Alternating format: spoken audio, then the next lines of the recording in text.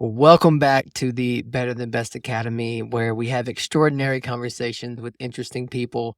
And today is no short of that. I'm with a multimillionaire at 41. He's helping you to build wealth and get your financial crap together without sacrificing fun, family, or faith. He's a proud dad and husband. His name is Fabio. Fun fact, Fabio, is you're actually the second Fabio to be on my show. So that's That exciting. It's that's a little wild. ridiculous. It's I know it's a somewhat common name in a couple of countries around the world, but that's a little crazy.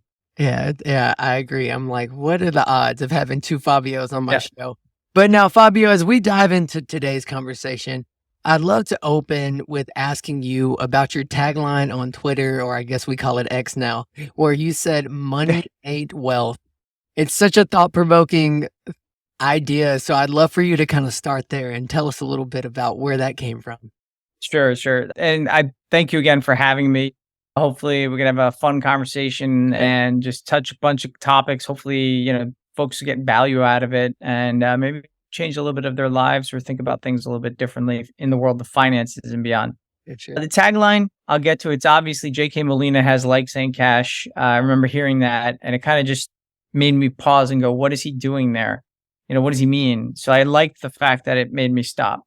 And so I was just talking to a couple of people about the world of finance, and I'm like, "Oh, what's my niche?" Or like, where do I fit in? Because I feel like it's second nature. A lot of the stuff I've done. I've been doing this for 30 years, so it just feels second nature, and I'm tired of talking about certain topics. And then I was going through a social scroll feed, and I saw this story about Tom Cruise not talking to his daughter.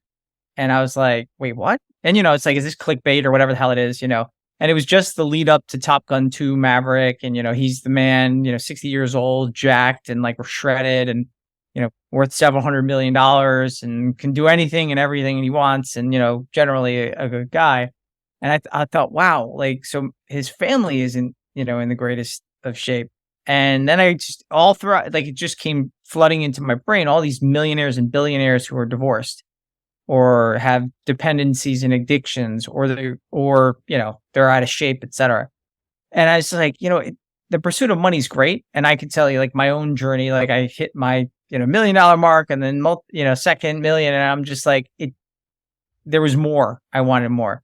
So as I did some research and talking and thinking through it, I realized that, like, money ain't wealth, and that's the tagline you're talking about, because it's more than that. Wealth is not just financial. There's actually 5 areas, and they are faith, family, fitness, finances, and fun.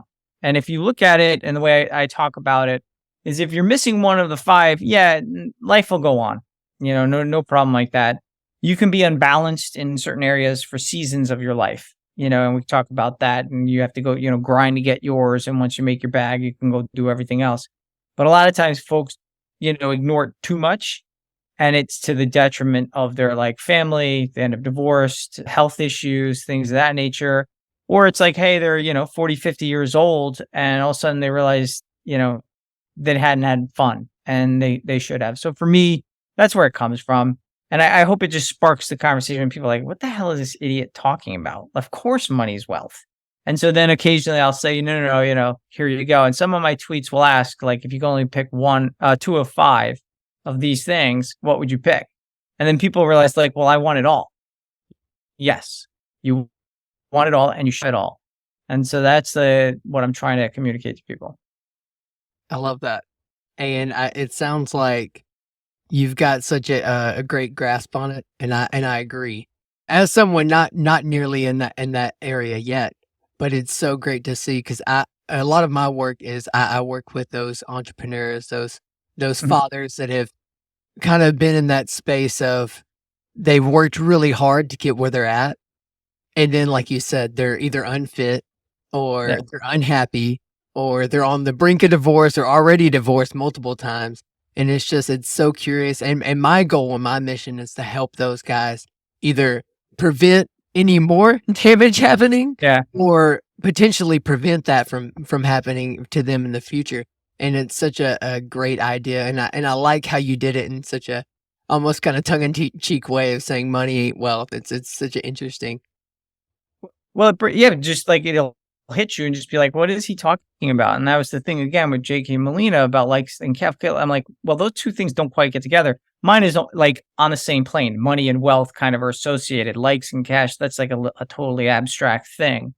So I did that on purpose. And I want people to kind of question then and say, wow, maybe I should be doing this life thing a little bit differently, or maybe it's like not obsessing. I got to reach $1 million status or $2 million in the bank or whatever the heck you want to go after. But maybe it's like a decent cash flow, living below your means so that you have a little bit of breathing room so that you're not as stressed. And then maybe like when your kids want to play ball or do something and everything, or you want to go on vacation, you don't have to worry so much. And, you can invest the time now. Cause it's like the song Cats in the Cradle. It's like, you want to do something now.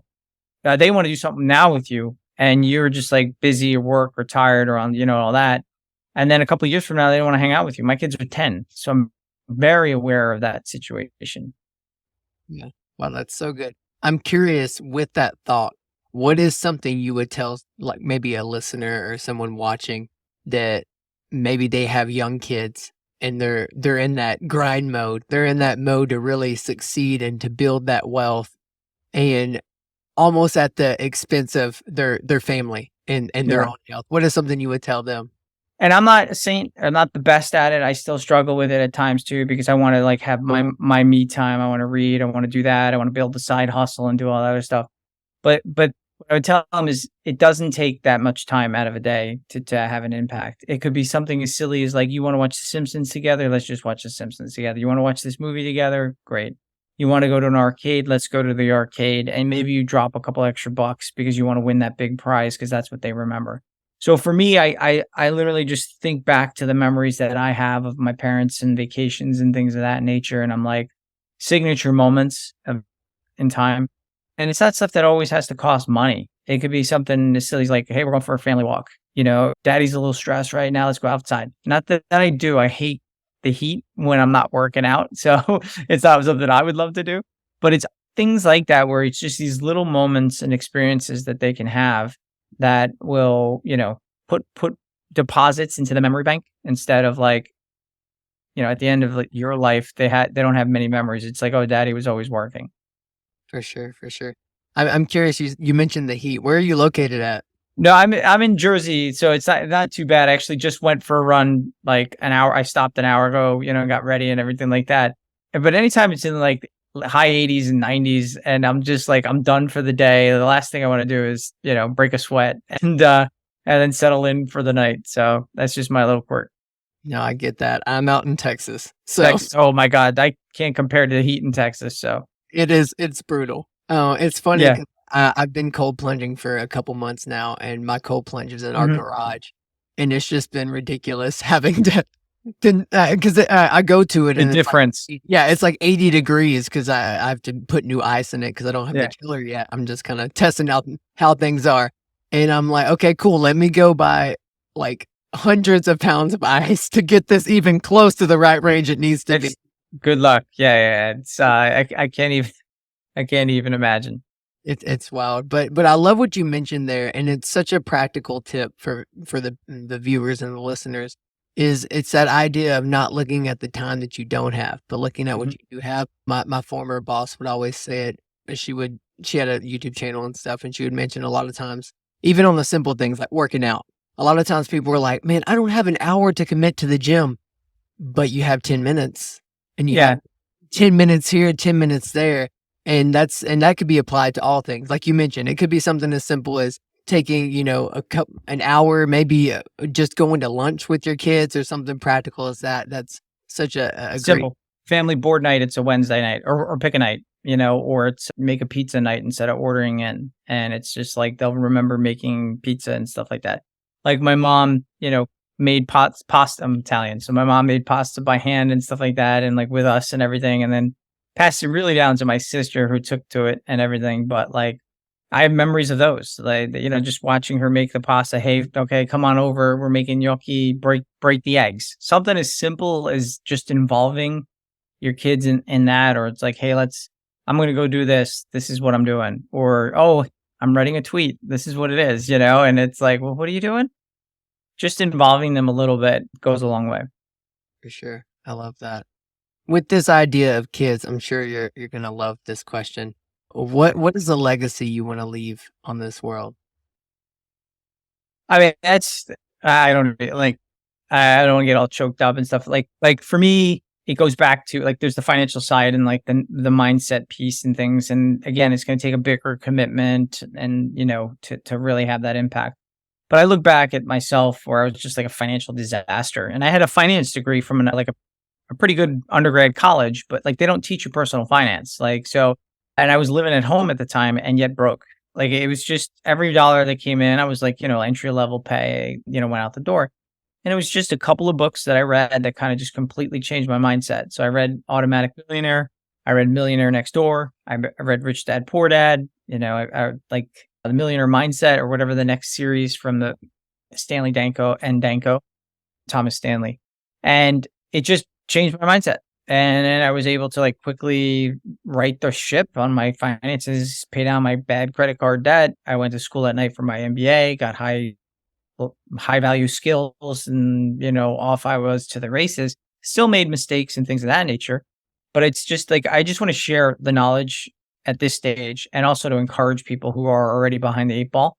And I don't want to do it by selling them $1,000 courses and things of that nature, but like just providing the information. Maybe some of the books I'll write and ebooks and things of that nature through podcasts like this, or maybe it's a tweet, a thread, or something where they just sit there and say, huh, that's interesting. I thought making more money would solve everything, but maybe it doesn't. Or how can I quickly get a handle on my finances, like where the money is going?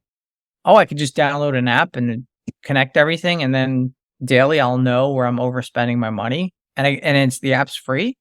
Like it's things like that I wish I had. I had to build a spreadsheet from scratch to do that. And so with the technology we have, with the awareness, with the information that we have at our fingertips, people should not be in the situation they're in. You know what I mean? And so I I was lucky, great loving parents, things of that nature. I love to read and learn, and I got it my MBA and all that other stuff. And yeah, I was able to just say, okay, this is good. This is the lifestyle I want. Luckily, most of my friends were the same way. Kind of like live below your means. We're not flashy type people. And so I didn't have to keep up with the Joneses. I drove an old Camry into the ground, was my car for years, and that's what I just want to share, the financial legacy, so that people then could have a little bit of the breathing room so they don't have to stress. Maybe they become financially free and then can have like a second career. So instead of like doing something for just the money, they can do something for the love of it as well. And then there's the family piece too, of just maybe reminding people of like, there's more to wealth than just money. And you're going to want to be in shape. Like you don't want to wheelchair wealth, as what they call it. Like when you're in your 50s and 60s and you're just poor health, you can't enjoy it.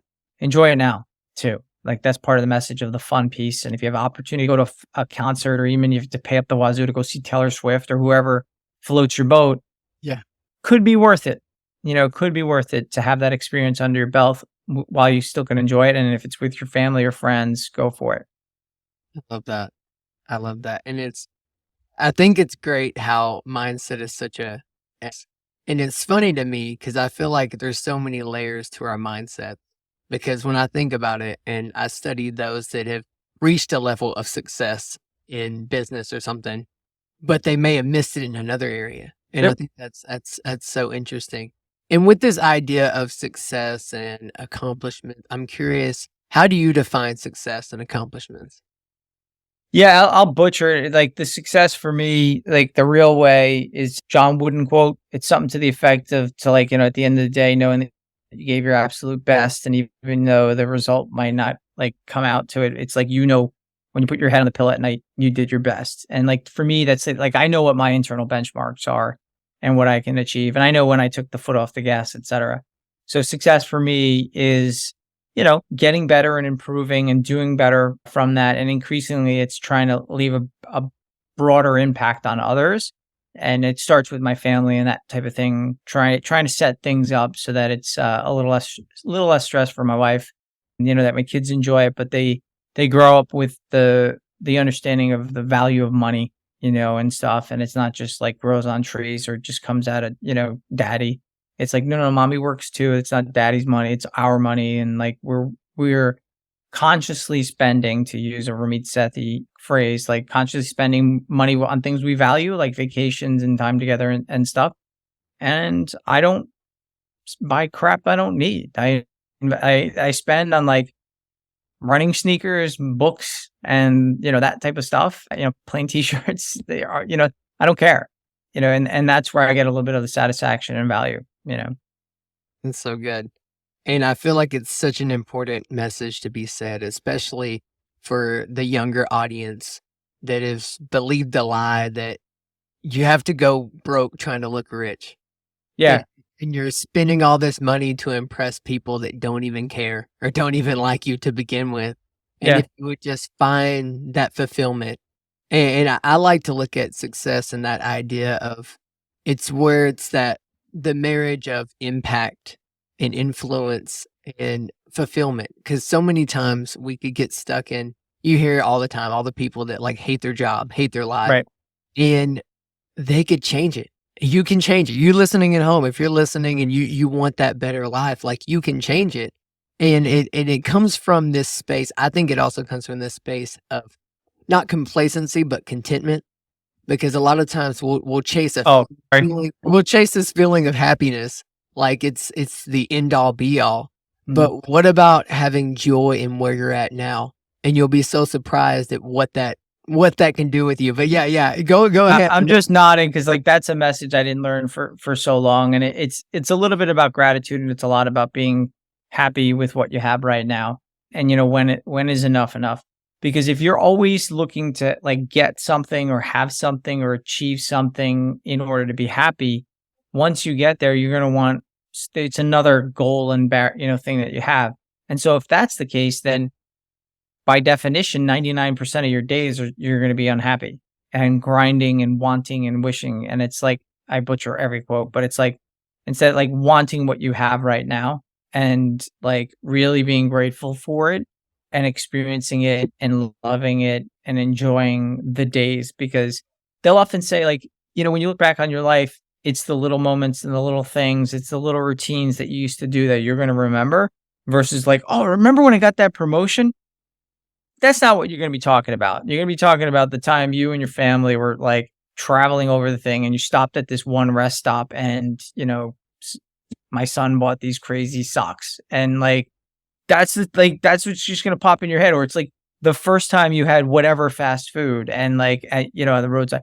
My family actually wasn't on the trip. I was in college, but my whole entire family took 2 minivans or vans actually to the Jersey Shore together, and they were actually to a wedding. And in typical fashion, they stopped on the side of the road and had like a feast. You can imagine Italians like with like Italian wedges and these big meals and blocks of cheese and like I'm like, would you guys take out wine? Oh no, we were driving.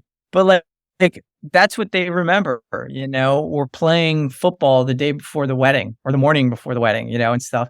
And so all these little stories come from moments that actually didn't cost money, and that's the thing. And so if you hear more stories like what you just said, what I'm saying, and hopefully starts sinking in, and it's like, I don't need that new driver, for my golf set. Like I'm pretty good. I'll take the 450. I mean, I can't even imagine. I was in a golf shop the other day. I was like, what? Like it's been a long time since I bought a golf club.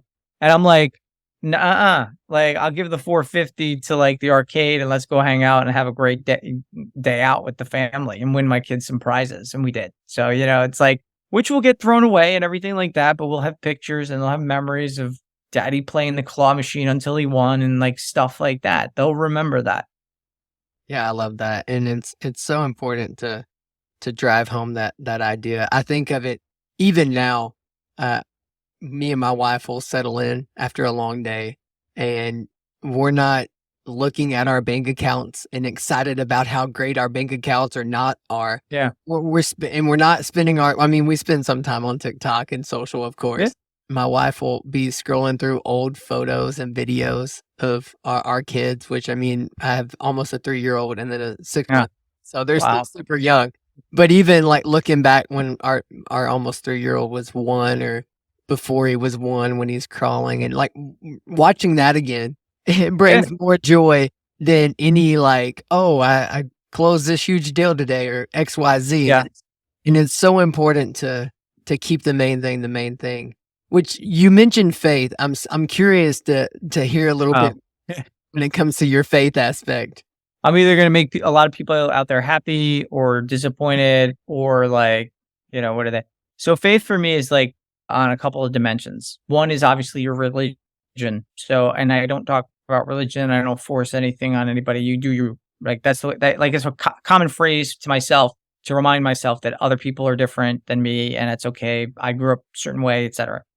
So you do you, I do me. That's one thing.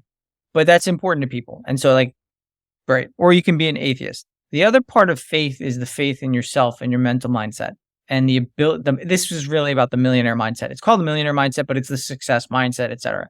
The belief that you can be, do, and have anything you want in life.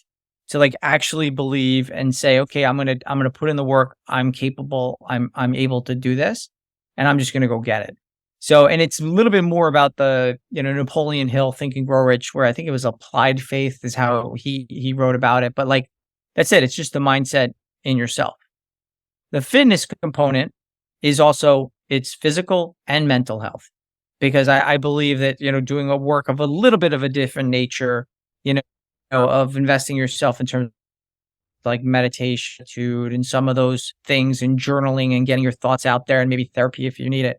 Because your mindset really is the driver, both conscious and unconscious mind, not to get all woo-woo she on your audience. But like, Cool. if you get your mind right and you're in the right mindset, doesn't matter where you are in life right now, you're going to find a way, and you're going to find that blueprint. You're going to find that mentor. You're going to just crush it in life.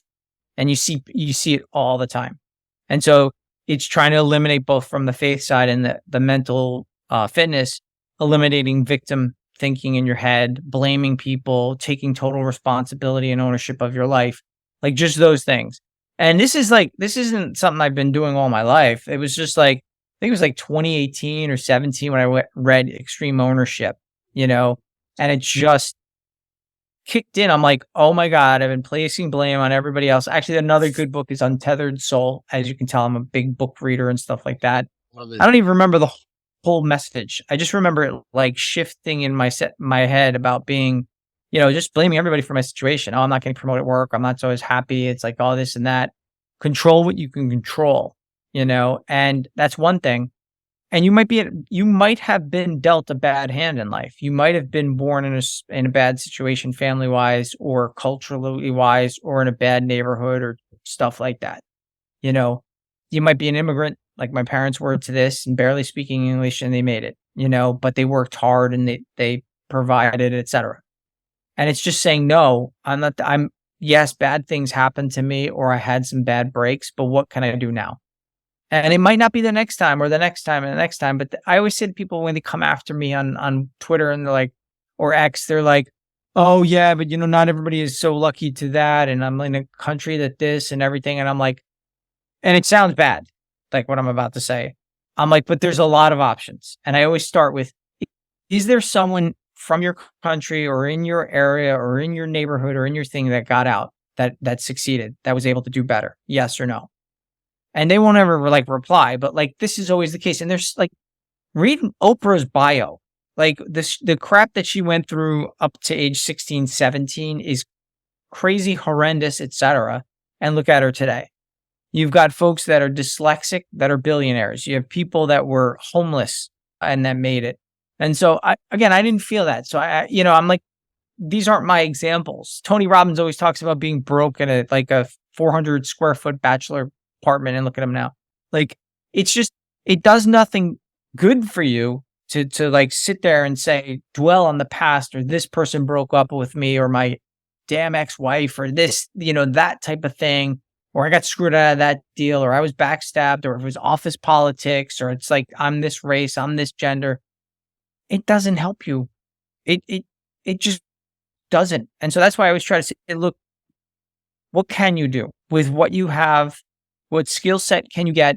YouTube is free. There's tons of free resources. You can learn, you can find a mentor, and you can hop on one of these social media platforms and build multi-million-dollar businesses for like a couple of bucks a month.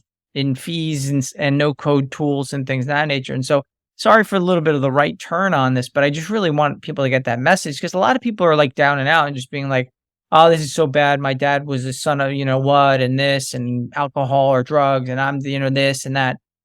And I'm like, but today's a new day. Right. Today is a new day. So like, how do you step forward, and like, what can you do? Even if it's a step back to your comment about fitness before, you got 10 minutes. Well, what positive thing can you do? Can you clean up your diet a little bit? Can you start learning a different skill at night and then go apply for those jobs so you can get paid more? Can you drive for Uber? Can you do this? Can you sell stuff on Etsy? Can you move to another state? Can you move to another place? You got family somewhere else, or a friend that moved out, or you and your buddies just, Mark Cuban tells the story. I think he was living like 5 or 6 guys after college, to cut expenses. Hormozy says the same thing. He's like living on the gym floor to make it happen. So there's always these examples of people who have done it. And I just bring it up. Obviously I'm lucky from my standpoint, both parents loving, still alive, like all the support. I fell in love with education and all that. And I'm not perfect, but like, I just want to that's the legacy I want to, maybe I can kick a couple of people in the butt and say, you know what? He's right. Maybe I'm playing this victim game. And you called out the comfort zone earlier too. I was guilty of that for like several years in a row. And so finally I looked at myself in the mirror. I'm like, I am fat. I'm like out of shape. I do not like this. And that started the running journey back. This was 2015, started running again and getting in shape and stuff like that. And that's all you need. You need a kick in the pants, maybe an accountability partner, someone to believe in you. If you don't have anybody around you that believes in you, there's plenty of people online that you can hook up with that can believe in you. But it starts with that self-belief, and that's where the faith pillar comes in. First starting with, I am destined for more than this. Enough is enough. And if you still don't feel that way, just put like David Goggins or one of these kind of like guys on repeat and just blast it into your head, because that guy had it pretty rough, and look at what he has accomplished in his life. Come on, that's so good. And I love that piece of community, because so many times when it comes to these ideas of victimhood that people take, is they look at their community within the circle in real life.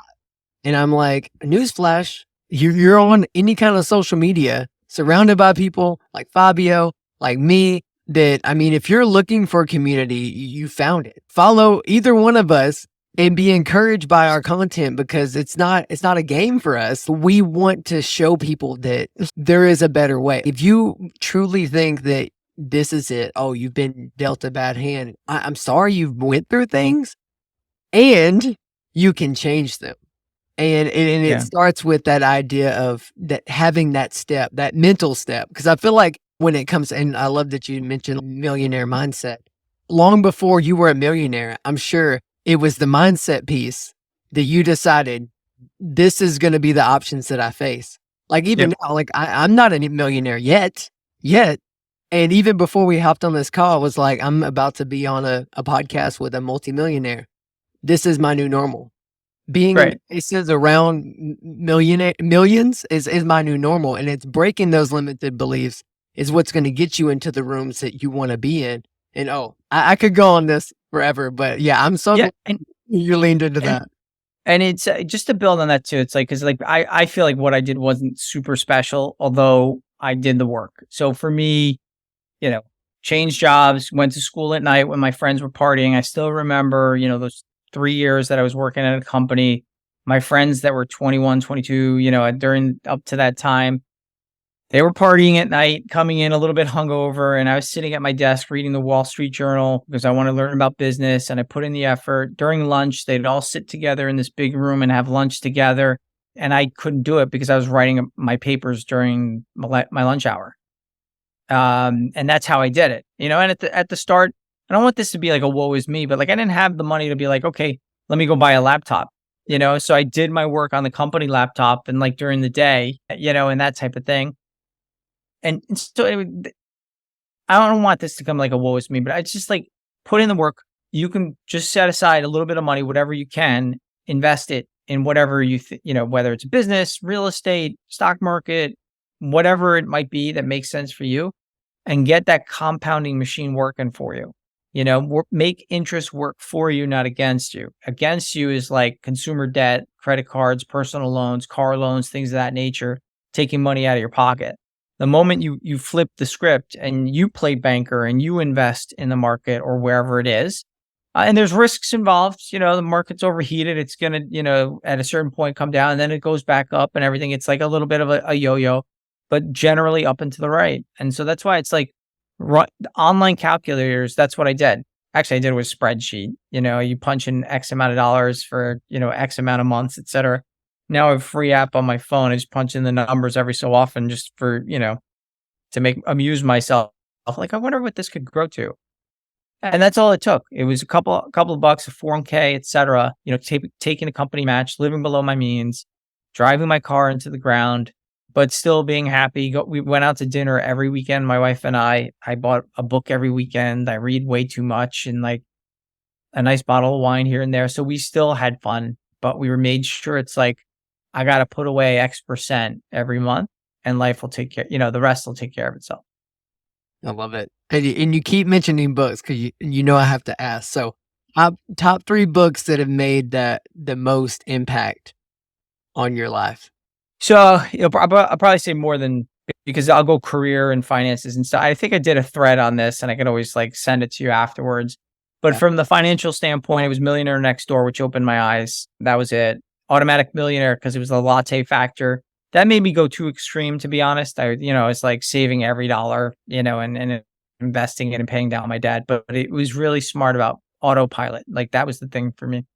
Rich Dad, Poor Dad, it really opened my eyes to, like, basically your house isn't an asset. And it is an asset, but like, it costs money. So if I had to do it over again, I basically discovered it after I bought a house, and so I would have bought a different type and all that other type of thing. From a career standpoint, Good to Great, Jim Collins' book, that really just like said, okay, I'm on the right path. The way I like to approach managing and leading people is a certain way. And in that book kind of reinforced it. And the idea of like, in the second book, Great by Choice, of like, 20-mile marches, like slow and consistent, like efforts, not just like sprint and like burnout, sprint and burnout, but like, what's the sustainable work that you can do consistently was important. There's a book called Rise. I always forget the author's name, and she's wonderful. She was, I think, an IBM exec. And it's just, the framework was for your career: do better, look better, connect better. And it was like, do better work, make sure you got visibility for it and people know and you're presenting, et cetera, and connect better. So that's the networking. I add the factor of like, you want people to push and push you and be an advocate for you. So that was important. So that just got the mindset of do better, look better, connect better. And my buddy and I did an analysis at our company. We have a Fortune 50 company, basically. We went through like the last 30 people that have been promoted. And I said, okay, give me the 3. What did they do? And everyone did 2 of 3. The rare person did 3 of 3.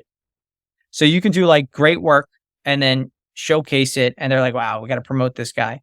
You can look better. So you can talk the talk. Maybe you're not doing the work. And then you're connected and you got people as a sponsor, and you might not have done the work, but you got promoted. You might do great work and you're networked. We've seen that where a VP loved you and stuff like that, and you did great work, you get promoted. So it's just little things like that. The book just, it goes in here and I process it and I go, okay, how am I going to change my approach to life based on what I'm learning? And lately, Hormozi's books, maybe not the books, but like actually the idea of the 100, factors of 100, of putting in 100 reps and doing the work and like brute force, and that like that insecurity or imposter syndrome, he'll just outwork it until he becomes it. Like, that's such a great mindset to have. That's kind of what I did. I'm just going to do this work. Am I qualified to lead a big team? Who cares? Like, we got to go do the work, So anyway, I can keep rattling up. You pick a topic. I can like mention it. Like I said, I read way too much. No, I love it. And I read a decent amount, but definitely not to that degree. But I love that. There's so many different ways I could go from here. Yeah. Well, what's a favorite book that you recommend to people? I would say, man, there's a few here. One that's really been big for me lately is, I think it's called The Power of TED, but it's the empowerment Let me see. I'll pull it up on my. Okay. Yeah, no, it's fine. Yeah, I want to pull it up. And then the other one's The Big Leap by. Oh, I love that book. Gay Hendricks or something. He's got the follow Yeah. up too. But Yeah. Those, when I was in a transition in my career, I read those like back to back, and those helped. Like there's the John Gordon books, like little thin books like The Energy Bus and all those things. Like there are so many great books that if you just read, if like you're having issues in whatever area of life, you can find a book or podcast or, even a Twitter stream or X stream of someone who's like positive and like making it happen, that is just going to basically influence you, both passively and actively yeah, or that's good. subconsciously, consciously. Yeah, it's The Power of TED, the empowerment dynamic. And it speaks a lot on that idea of we fall into two categories. We either see ourselves as the victim or the creator. And yeah, and it's that whole idea. Oh, I love it. There's the I lo- disempowerment dynamic where you're blaming everybody. It's kind of the generalized, but it's really interesting the way it was written because it's almost written like a parable or like a novel from like this guy meets a guy. The narrator of the story meets this man named Ted, and he's the empowerment dynamic essentially. And he kind of like it's a little woo woo, but That's right. I like the woo woo sometimes. Just with what it is, but there's so much. But I won't take too much more of your time. I just have a couple more questions before we land the plane. And it's been such a great conversation. I've gotten value from it, so I know my audience will definitely get value from it. Hopefully. I'm sure of it. So as we kind of wrap up today's conversation, there's just a couple questions I have. I always like this question, and it could be cliched to a degree, but I think it's really interesting to hear everyone's perspective on it. And you kind of touched on it a little earlier, but it's that idea of picture you're at the end of your life and you're on your deathbed, metaphorical deathbed, whatever you want to look at it like, and you're surrounded by your loved ones. What do you want to be remembered for? Yeah, that's a tough one for me. Like it's just someone who lived a good life, cared about everybody, tried to do his best. And, just hopefully there's a signature moment or two where I was able to change someone's life, just like came into your life at a certain point. Obviously, a little bit different from my family. So the direct immediate Right. family, I want them to think a little bit differently. But whether it's, I've had former colleagues come up to me and be like, oh, I remember that book you gave me, when you left or that type of thing. Or, you gave me a shot or you pushed for me or thank you for backing me up on that. Like just that type of thing. Sometimes I do worry that they're going to think of me like Charlie Munger. The joke is that his family calls him a book with legs, and that, they'll remember me as like always at the table reading or, maybe even falling asleep at the couch after a meal because he's exhausted or something like that, that type of thing. But just they'll probably remember me like a sarcastic, funny type person who had his finances on lockdown and hopefully, hopefully the next whatever amount of years I'll make a bigger impact and I'll be like, remember that book he wrote, and stuff like that. It changed my life. So that'd be something to shoot for. Come on, dude. I love that. That's so good. And now is the part of my show. Well, before that, obviously, we're gonna link your information on the descriptions and the show Sure. notes. So definitely, I'll pause here. We always have to do it, but Okay. definitely connect with Fabio. Connect with me if you haven't connected with me already. I think it's great what Fabio's doing. Like if you hear his story and what he's telling you and you're like, man, this guy has got it figured out. I need help from him. Reach out to him. Yeah. Sure, he's got some courses, some coaching even. I'm not sure exactly what all. No, at this stage, I'm not like I mentally, I don't want to take time away from my family at this point. And it's like, I have a coach and he's like, what are you doing? I'm like, I don't, this sounds really bad to say. I don't need the money. Yeah. From the standpoint of like, it's going to take a lot of work and hours. Yeah. And the value that the money I would get from that in my head is not worth it right now. My kids are 10. I'd rather like, my son's downstairs. My wife went out shopping with my daughter and her sister and my niece. And like, I'd rather just be like, I'll write some tweets if he's hanging out and he wants to do a video. He wrote 2 books. I was the editor. I helped package it. Like that's the memory he'll have of dad being, he calls me the angry editor. Like, that's the stuff I'll do and spend and invest money in. I'll write tiny books and charge like nothing for them and I'll sell them, etc. But like to do a cohort or a course or coaching for someone, I want to do it because I want to impact people because it's the mindset piece. And I see a void in the marketplace and I could say, I could do that. I could be the one that's like hopefully helping people, the average guy and gal, the 9 to 5er, the parents or the singles or the, recently married who are struggling. I can hopefully help them. And I have frameworks and things like that I've thought about on my runs, but like that takes a lot of time, so kudos to like Justin Welsh, who's married and I think a young kid, or people who do that, like Jenna Kutcher, and they start a business and they've got a family, et cetera. Like, God bless them. I'm just not at that stage right now. I've got another, I call it 8 years with the kids in the family, in the house before they go to college, so I'm going to try to be there. And if they peace out, dad, at 16 and they want to hang out with their friends and stuff, I'll have more time to coach people or something, but not right now.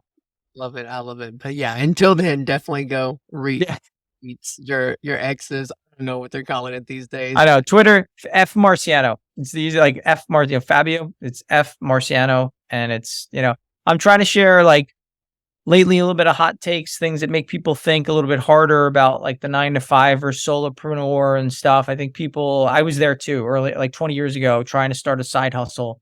And I got basically break even after 5 or 6 years of chasing that. And so it can be done and you got to do it right. And you can't fall into the FOMO and the shiny object syndrome. But I think a lot of people are like, I'm like, you probably could work just a little bit harder and be top of your company or get some skills, leave your company and go somewhere else, get paid more. And by the way, you might only have to work like 40 hours and you got remote and you got benefits and you got a 401k match and you can travel the world with some companies and people shit on it. And I'm just like, yes. And so make your choice. I get it. If you're just starting new in your career and you're living in your mom's basement and like you make $4 an hour, I'm kidding. But like, it's easy to replace your income and that's an easy thing. It's sexy. And I know there's Amazon drop shipping and all this other stuff, but like it takes work. And if you're not the type of person who has that and has that drive to work on something and you have a family setup that you're going to go unbalanced on, maybe you just rethink of how you're approaching your side hustle and your business and your life. Yeah. So good. So good. Sorry, I went off another rant there, but it's just, those are the messages people need to hear of like, it's not as turnkey, like how many people actually finish a course? How many people actually, make $1 online? And so it's just like, and yes, if you can do it, great, lean in, go for it. But at the same time, if you're not seeing traction and you're not making money and you're not seeing growth, you got to either do something different within it or sit there and say, okay, maybe this isn't for me. Maybe if I double down on my job like I did years ago, it'll pay off. For sure. For sure. Man, you're dropping knowledge that I know a lot of people, a little bit myself too. So it's always good to hear. So with that, I just have, technically two more questions for you. The next one is, I could ask questions all day, but I like to ask my guests if they have any questions for me. I like to flip it. So do you have any questions for me? Yeah. At the end of the day, what's the impact you want to have on your audience? Like, what do you hope they get out of, consuming, let's call it 7 hours of your content? Like, I love it. What do you hope they would sit there and say, wow, the general theme Red is telling me is X. Like, what do I need to do? Sure. So as you heard at the beginning, the name of it as of right now is the Better Than Best Academy. And it's named that for a few reasons. The idea of better than best is this idea of there's always growth in our life. Now it's kind of like the money ain't wealth kind of thing. There's growth, but not at the expense of your family or not at the expense of your health. Like it's a holistic type of growth in that idea. And then even with the academy idea, it says those life lessons that we didn't learn in school. Because for me, I wasn't like a huge fan of school. I did well because I was generally a smart kid, but it was like what I enjoyed the social aspect and what was learned. I kind of like the school of hard knocks kind of idea. Yeah. And it's like when I have these conversations with people and they share those little nuggets, like these little tangents you went on that people need to hear. It's those things for me. And also it's the piece of, I look at it. So I'd say probably about 5, 8-ish years ago, I came to the point in my life where I realized most of my life I was trying to perform and seek out approval and be, I was chasing the shiny objects. I was Yeah, wanting to look rich and go broke kind of thing. I a 10-year rap career that you can only imagine yeah, how that was like. I was immersed in that side of things. that's awesome. I got to a point where I found out with life that we're human beings, not human doings. Yeah, I And love it. so much of our life, especially in the States, I've been talking to a lot of people overseas here recently, but especially in the States, like when we talk to people, just small talk, it's usually, what do you do? What's your Yeah, career? oh, yeah. Those are great things, but what's behind that? Like, who's the person behind that? And something that interesting came out of lockdowns and all the nonsense that was Mm. of that was that idea of like, we literally had to put our working lives on I hold. don't know. And it was in that I got closer to my wife. We had our first son during like all that craziness. Yeah, And it was in that I was like, wow, I've put so much effort of my life into trying to get to something that I never would have really been satisfied with. And of course, face a big yeah. aspect in my life. Like I'm a Christian. I play drums at my church. Like Mm. that's definitely a key. But it was like an even deeper step into that. It's like you mentioned, kind of like the faith in yourself and Yeah, that mindset shift. And I say all that to say, like, as I've walked this and continue to walk this journey, I hope that I can take people along with me, open their eyes yeah, to the fact, especially like younger people, like, 20s, 20 to 30s, because I turned 30 mhm. a few months ago. It's because I see it so much because they're in the grind, which I nothing wrong with working hard. Yeah, nothing wrong with I'm here to work hard, but it's yeah, like, don't work hard at the expense of burning out. Don't work hard at the expense of the things that matter in your life, your faith. 100%. And if they could just get 1% of that and get 1% better from that's really the goal of my podcast. That's awesome. That's awesome. It hits hard, like, and when you were talking, and it's like finding yourself and like what you want to do and all that other stuff. Like I layered in with the finances piece of just trying to get the message. Like if you take care of your finances, you don't even have to be perfect. Like you just live below your means. Like that's your mantra. Like I'm gonna spend, like we can't afford it. We're gonna save for that, thing. Or I don't need a new car, and it's like we haven't got into the finance piece. And I know we're gonna wrap this up, but it's just leave the message. Like Scott Trench from Bigger Pockets, the CEO there, he wrote a book, an amazing book, Set for Life, and he talks about like the big three. Those are the three expenses: your housing, transportation, and your food are like 60% of your budget. Even if you just optimize those three and you found a way to cut back on groceries or Uber Eats and DoorDash and all this stuff, if you worked on like buying a used car, or you just drove it into the ground, or you figured out a way, do we need two cars, or in your home, buy less home than you need, or every time you can refinance, get the low rate and optimize that, you free up the cash that you can then save and invest, and then you get to spend the rest. And it's like it's the mental strain on about money, on relationships, and you know marriages and kids and all that other stuff is huge. So if you get your finances not like call it like on lockdown, like you just like tight, you just got it done, you become like financially unbreakable. So if there's a job loss that comes, you can cover it. If something else happens, you can cover it. And that's what I just want to get people to that point. And it just starts with just this mindset of like, there's 7 things that steps for to become, like financially solid. And I just want to continue to communicate that, because then it just makes of the 5 pillars of wealth, one's set. Yeah. Now you can go relationships and that type of thing, your faith. You can take care of your health. You don't have to worry like, oh, I can't afford organic, or I would love to buy this supplement, can't afford it. It's like, no, now you can. You can do those things, and you can have those experiences that memory, they pay memory dividends, and they last a lifetime.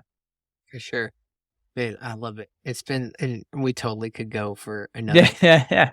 but I like to stick to my hour tops You rules. got it. We're right on it. We're right on it. So with that, so I have a new segment, and this is my Sure. closing segment. And unfortunately, so I have my guest leave a question for the next guest. Ah, Unfortunately, there were some technical issues with my previous guest, so I don't have a guest question for you. But ah, keep it rolling, which maybe I can find. Maybe he'll able to phone a friend. Maybe he can phone it in, and then I'll get it to you you can. some. I'll answer it. Yeah. Yeah, and we'll get it that way. But if we don't get it that way before this goes live, and it'll be a little while. That'll be okay because I love to leave it and continue it with. Now Yeah. you get to leave a question for my next guest. So for me, for the next person, Yes. it's a play on the one, like, if Was that not a fire conversation? I know you're going to leave better than before you tuned into it. And if you enjoyed this conversation, be sure to hit the subscribe button on screen. And if you want to continue watching more inspiring and encouraging content, you can click here. If you really got something out of this, or if you have any feedback so that we can make this show even better, don't hesitate, drop a comment below.